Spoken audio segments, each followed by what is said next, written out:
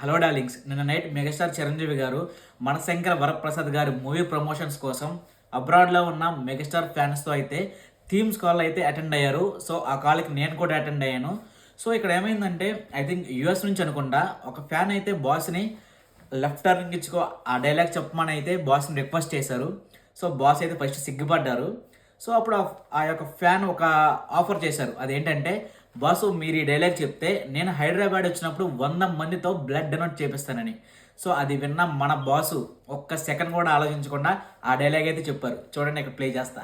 చెప్తే next time నేను హైదరాబాద్ వచ్చి 100 మందితో బ్లడ్ ఇప్పిస్తాను boss. That's what I can do.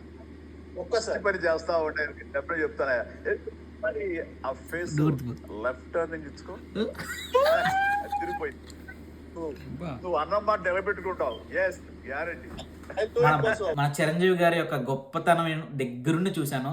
నేను చాలా ఆనందపడ్డాను. నేనే కాదు, నాతో పాటు కాల్లో ఉన్న ప్రతి ఒక్కరు అయితే చాలా సంతోషపడ్డారు. సో దీనికి మీరు ఎలా ఫీల్ అవుతున్నారో కామెంట్ చేయండి.